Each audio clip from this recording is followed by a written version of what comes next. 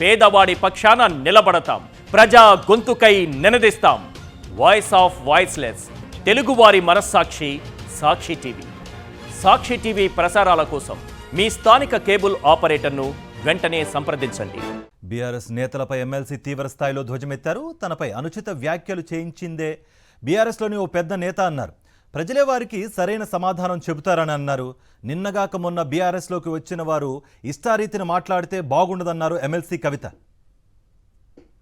ఉచితమైనటువంటి వ్యాఖ్యలు ఒక ఇంటి ఆడబిడ్డగా నా మీద చేస్తే యావత్ తెలంగాణ బాధపడి అనేక మంది ఎక్కడికక్కడ డైరెక్ట్గా రియాక్ట్ అయ్యారు. మరి ఏమైందో ఏమో నాకు తెలియదు, కానీ బీఆర్ఎస్ పార్టీలో ఉన్న అన్నదమ్ములకు వాళ్ళు మాత్రం ఎవరు రియాక్ట్ కాలేదు. ఎందుకు కాలేదు అన్నటువంటి విషయం ఒకటి ఆలోచించాలి. రెండు, మీ అందరికీ తెలుసు, నేను ఎప్పుడు కూడా నిర్దిష్టమైన సమాచారం లేకుండా మాట్లాడను. ఇవాళ నేను చాలా నిర్దిష్టమైన సమాచారంతో చెప్తున్నా. ఆ వ్యాఖ్యల వెనుక ఒక బీఆర్ఎస్ పెద్ద నాయకుడి హస్తం ఉన్నది. అందుకనే బీఆర్ఎస్ పార్టీ నాయకులు ఎవరు కూడా రియాక్ట్ కాలేదని చెప్పి నేను బలంగా నమ్ముతా ఉన్నాను. ఆ కుట్రలు చేసిన పెద్ద నాయకులు ఏమనుకుంటున్నారంటే, నా దగ్గర ఎవరో 10 మందిని పెట్టి నా దగ్గర జరిగే అంశాల సమాచారం ఎప్పటికప్పుడు తీసుకుంటున్నామని చావు తెలివితేటలు ప్రదర్శిస్తున్నారు. కానీ ఆ బాగా పెద్దగా ఉన్న నాయకుడికి అర్థం కావాల్సింది ఏంటంటే, అక్కడేం జరుగుతుందో కూడా నాకు సమాచారం వస్తూనే ఉంటుంది.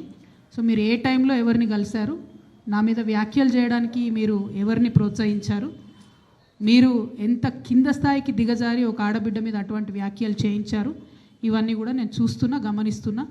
నేను బలంగా కర్మ సిద్ధాంతాన్ని నమ్ముతున్నా. నేను మళ్ళీ చెప్తున్నా, ఇవాళ మీరు నన్ను ఒంటరి చేసి ఏదో చేయాలని అనుకోవచ్చు, నా మీద ఇటువంటి వ్యాఖ్యలు చేపించి శునకానందం పొందొచ్చు టెంపరీగా, కానీ దేవుడు అనేవాడు ఉన్నాడు. ఖచ్చితంగా అది మీకు తిరిగి కొట్టే సమయం వస్తుంది. ఒకటి. రెండు ఒక లిల్లీపుట్ నాయకుడు, నల్గొండలో బీఆర్ఎస్ పార్టీని నాశనం చేసిన ఒక లిల్లీపుట్ నాయకుడు ఆమెవరు ఈమెవరు అని మా గురించి మాట్లాడుతూ ఉన్నారంటే, మరి ఆయనకు ప్రోత్సాహం ఇస్తున్నది ఎవరో కూడా ప్రజలు ఆలోచించుకోవాలి. ఇవాళ నల్గొండ జిల్లాలో ఒక సీటు కూడా రాలే. ఆయన సీటు సావు తప్పి కన్నులొట్టవైన చందంగా చివరి నిమిషంలో అనుకోకుండా గెలిచినటువంటి సీటు.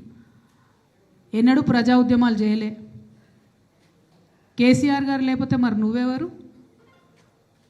అది కూడా ఆలోచించుకోవాలి కదా. కేసీఆర్ గారు లేకపోతే బీఆర్ఎస్ పార్టీలో ఉన్న ఏ నాయకుడైనా ఎవరు? ప్రజలకు మనందరినీ పరిచయం చేసింది కేసీఆర్ గారే కదా. మనలో మనం కన్ఫ్యూజన్ ఉన్నప్పుడు ఇష్టం వచ్చినట్టు మాట్లాడుకోవచ్చా?